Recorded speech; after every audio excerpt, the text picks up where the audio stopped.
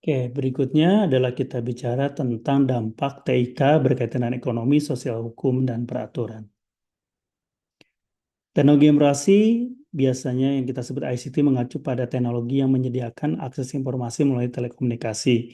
Mirip dengan teknologi informasi, namun fokus utamanya pada teknologi komunikasi. Tujuan komunikasi adalah menyampaikan pesan berupa informasi, gagasan, pemikiran, dan ide-ide yang lainnya, menciptakan pemahaman bersama atau mengubah persepsi, bahkan perilaku maupun pertukaran informasi. Fungsinya adalah untuk capture, processing, generating, storage, retrieval, maupun transmission. Kontribusi TIK terhadap pertumbuhan ekonomi ini terlihat di beberapa negara. Kemudian dampaknya pada e-commerce adalah ICT mengarah pada munculnya model bisnis baru, investasi TIK menghasilkan peningkatan efisiensi modal dan tenaga kerja secara keseluruhan. TIK juga merangsang lingkungan kompetitif dan peluang bagi UMKM, berkontribusi secara langsung dan tidak langsung terhadap pertumbuhan ekonomi, memfasilitasi penerapan inovasi dan perubahan organisasi di perusahaan, serta mengubah daya saing dan struktur pasar, pergeseran persyaratan pekerjaan, dan peningkatan kehilangan pekerjaan. Manfaat dari e-commerce itu sendiri membuat aliran pendapatan baru, pasar yang lebih besar, mengurangi biaya, meningkatkan popularitas dari pasar, memberikan wawasan yang lebih luas tentang data preferensi pelanggan, dan tentunya juga ada respon cepat terhadap permintaan pelanggan. Dampak organisasi adalah TK itu berdampak bagaimana cara organisasi mengumpulkan, berbagi, dan mengkomunikasikan informasi, membantu melonggarkan organisasi dan mengurangi kekakuan yang melekat pada banyak struktur organisasi, pengambilan keputusan yang lebih baik, peningkatan layanan pelanggan, dan kolaborasi yang lebih besar dan virtual. Tantangannya adalah TIK dalam bisnis itu adanya globalisasi, excess workload, talent, change, cultural difference, dan keamanannya itu sendiri. Media sosial adalah teknologi interaktif yang di media komputer yang memfasilitasi penciptaan atau berbagi informasi, ide, minat, karir, dan bentuk ekspresi lainnya melalui komunitas dan jaringan virtual. Media sosial adalah salah satu penemuan paling berpengaruh dalam TIK yang mempengaruhi cara orang berinteraksi satu sama lain. Media sosial memiliki dampak besar pada individu dan kehidupan mereka, walaupun beberapa dampaknya bisa positif, dan tentunya juga media sosial terbukti ada juga yang negatif untuk hal-hal tertentu berkaitan dengan suasana hati dan tingkat stres. Sejarah media sosial di Indonesia mulai dari tahun 78 ini ada bulletin board dari sisi launch sampai berkembang terus sampai saat ini.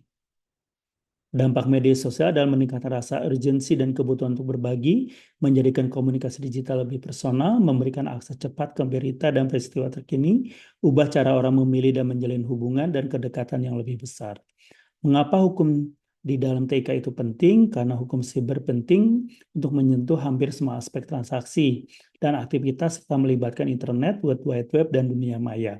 Setiap tindakan relaksi di dunia maya mempunyai sudut pandang hukum dan hukum cyber tertentu. Meningkatnya integrasi TIK dalam kehidupan sehari masa juga meningkatkan kecenderungan kriminal dan tindak pidana. Privasi pengguna dan kekayaan intelektual perlu dilindungi. Tantangannya adalah dalam hukum TIK adalah tantangan mengenai sifat bukti, kurangnya pelaporan dan pengumpulan data yang efektif, biaya waktu dan tenaga yang dikeluarkan dalam penyelidikan dan penuntutan, hukum internasional tanpa mekanisme penegakan hukum, domestikasi hukum internasional dan penerapannya agar sesuai dengan kondisi setempat, kurangnya tenaga ahli dalam penuntutan kejahatan dunia maya.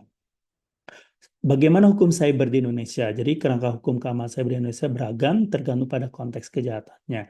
Ada juga acuannya itu undang-undang elektronik IT nomor 11 2008, ada juga peraturan pemerintah 82 tentang penyelenggaraan elektronik sistem dan transaksi, ada juga peraturan Kemeninfo 20 tentang pelindungan data pribadi dan sistem elektronik yang akhirnya membahas tentang data privasi dan komunikasi elektronik.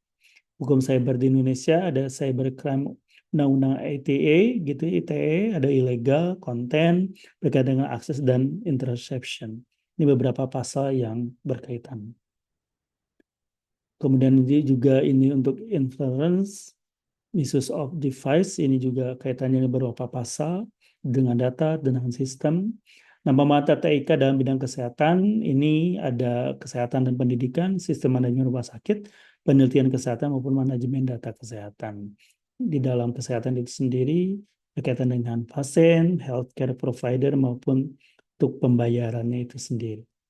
Kemudian di dalam kesehatan juga dampak positifnya meningkatkan kualitas bantuan pasien, mengurangi biaya, meningkatkan efisiensi dan mengurangi waktu administrasi, penyimpanan data yang lebih baik dan aman, membantu dalam penelitian kesehatan dan peningkatan aksesibilitas layanan kesehatan. Dampak negatifnya adalah meningkat risiko pelanggaran data rekam medis, meningkatnya biaya layanan kesehatan, peningkatan risiko membahayakan pasien karena sistem kegagalan, dan komunikasi yang berlebihan. Kemudian tantangannya apa di bidang kesehatan untuk TIK itu sendiri? Adanya kurangnya standarisasi pengelolaan data, kurangnya kesadaran asuransi mengenai hal ini, untuk penerapan TIK di bidang kesehatan, resistensi terhadap perubahan budaya, maupun meningkatnya kekurangan tenaga kerja. Perkembangan TIK dalam bidang pendidikan, ada ICT untuk Education mulai 96, 2003, e-learning, sampai Smart Education. Dan perkembangan berikutnya. Dampak positifnya apa? Yaitu memungkinkan pembelajaran jarak jauh, kesempatan untuk melakukan eksperimen dengan menggunakan simulasi, sumber daya pendidikan dapat diakses dari mana saja, mengalihkan fokus dari dominasi guru menjadi berpusat pada siswa, instruksi dengan bantuan komputer, meningkatnya fleksibilitas pembelajaran yang disesuaikan dengan kebutuhan siswa.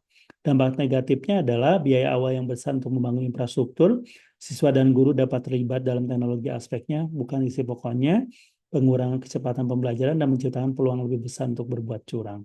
Tantangan integrasi TIK dan pendidikan TIK dalam bidang pendidikan, adanya kegagalan teknis dapat mengganggu proses pembelajaran, keamanan data dan privasi, kurangnya infrastruktur yang memadai untuk menerapkan TIK, kurangnya guru yang terlatih dalam melaksanakan TIK secara terpadu proses pembelajaran, sumber daya keuangan tidak mencukupi, maupun kurangnya kesadaran akan pentingnya TIK. Demikianlah penjelasannya. Terima kasih.